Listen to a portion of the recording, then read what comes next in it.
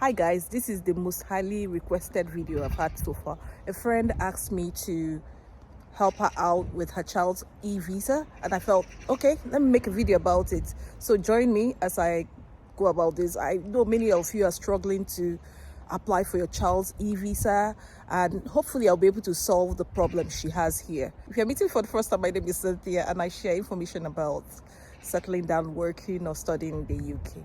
So subscribe to this channel and enjoy. There were two main problems she had when we were trying to complete this application. The first one was this one: the details entered don't match our records. I'll show you how we solved this.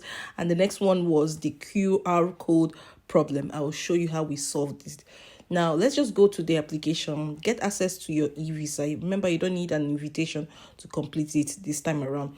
We just click on start now, and then it says, have you ever had a biometric residence permit? I say yes, and then we move to the next page by clicking on continue. Now, do you still have your biometric residence permit? That's your BRP card. Yes, her son still has it, so we say yes. Is your biometric residence permit valid? We clicked on yes because it's still valid. So we continue to the next page. It says create a UKVI account. Now you have to read this beginning part. It says you need to create a UKVI account to view your immigration status, access someone's account so you can help them get an eVisa, act on behalf of someone who cannot manage the account, for example, a young child or vulnerable person. So that's the one we are after. So we'll click on create an account and then take us to the next page. On this page, it says, who are you creating this account for? Someone else. That's what you select. Who needs access to this account? So there are different options here. You have to choose the right one. That is only me, as the account holder cannot manage the account themselves. We are doing it for a child, remember. It goes further to say that you will manage access to the account and their immigration status. They must not be able to manage the account themselves. Use your own email and phone number to create the account. They will not be able to access the applications or immigration status. So we click on that and continue to the next page. Now, this page, it says, what is their name? So you have to answer what their name is, given name and surname. So remember to put the first and the middle names. People make this mistake all the time. Now, we just click on continue to the next page. What is the country of nationality of your child? So you put it there. What identity document is your child using? We say BRP and continue to the next page. Enter the biometric residence permit details of your child. So you put it in there. Now, my friend made a mistake. She put in the expiry date of their visa instead of the expiry date of the BRP.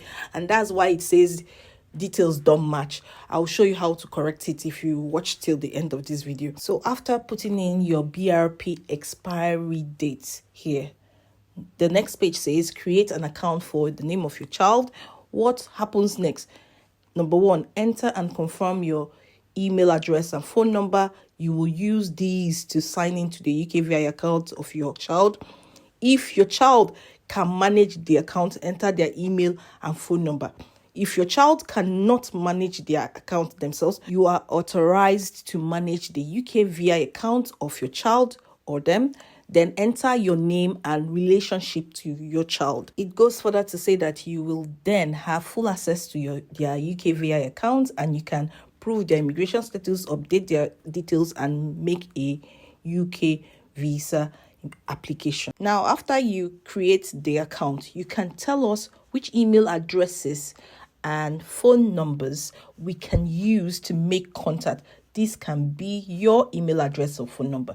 Now, let's just continue to the next page. What is your name? After providing your name, you can now move to the next page. It says, what email address do you want to use when you sign into the account? So you just provide that. Check your email. Then you check your email. They'll give you 6-digit security code that you provide in this box here that has security code. Now, next is, what phone number do you want to use when you sign into the account? You provide your phone number.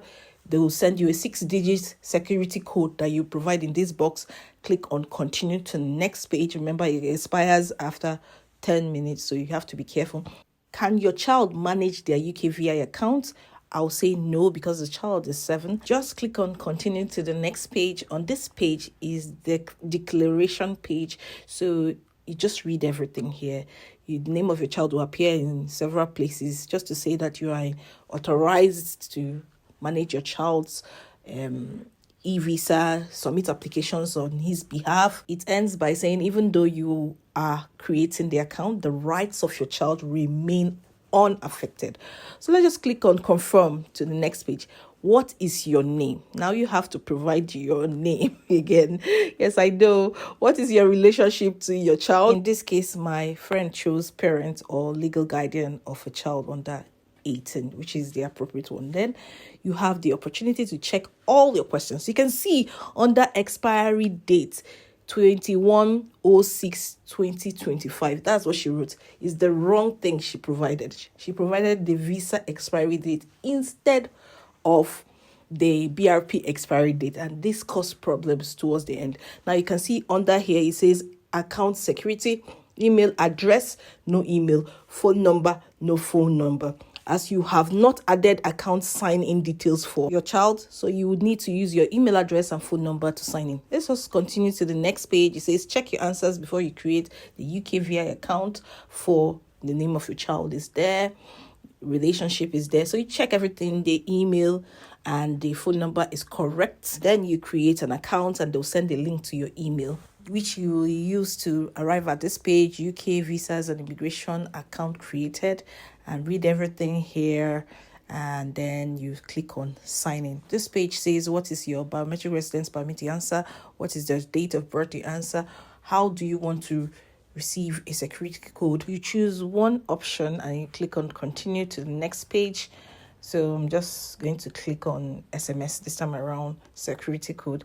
Now we have this page that says we should link our form. So you have to click on start and say link your eVisa to your account. And it even shows you some of these things are not completed yet. So you have to start from the beginning and complete every single thing here and make sure everything turns blue. Confirm your identity. Click on that so that we can start.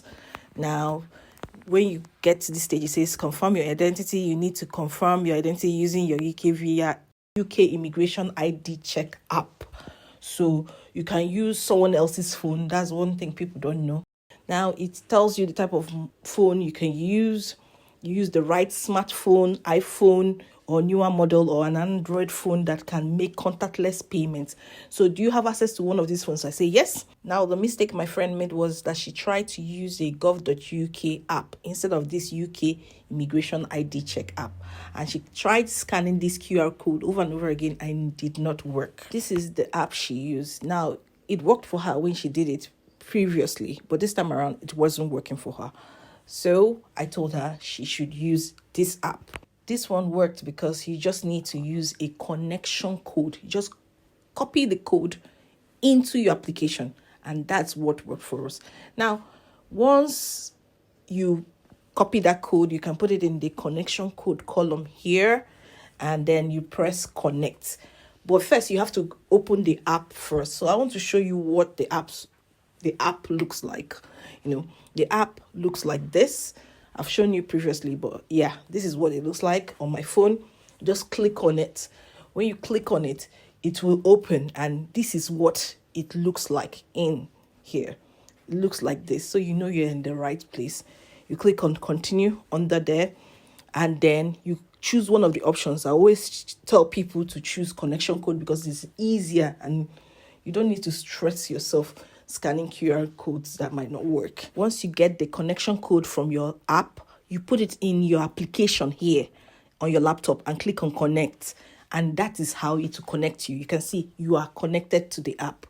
Then you go back to your phone and continue the process. Now it says we need to confirm who you are. So your phone number, your email address, just choose one. They'll send you a 6-digit code which you use to connect. And then you just click on OK at this stage. So you can move to the next page, start using the app. It says steps you need to follow to complete this process. There are different stages. It will tell you the first thing is to get your BRP or your passport. Don't forget to dress up to take up a photograph. Next is to take an image of your BRP or your passport. So you have to get ready a clear background, like spread white sheets or something like that, and make sure you take both sides when it comes to a BRP. Then after that, you now need to scan the chip on your BRP or passport. That's where many people get stuck. Use another phone if you're struggling with your phone. Now, at this stage, kids that are 9 and under will not be asked to scan their face. So don't worry if your child is 9 years old or under, then this option will not pop up. You will need to scan their face. So the next stage is where it says take a photograph. You need to take a photograph. Your child needs to take a photograph. So there's a difference between these two stages. Just pay attention to it and you click on start, and it will start the process of going through all the stages we've listed. Just pay more attention when you're scanning the chip. That's a stage that many people struggle with. And once you put your phone on the BRP and the BRP is on a flat surface, you move it slowly so that you can see that green bar. Say, just when it says move the phone, you move it. And you can see the green bar say keep the phone still, and keep the phone still. Allow it to do the reading, And when it's complete, you're good to go. It will tell you the access chip completed, and then you can move to the next stage. Now, you would see everything that you have here. Then you click on submit information.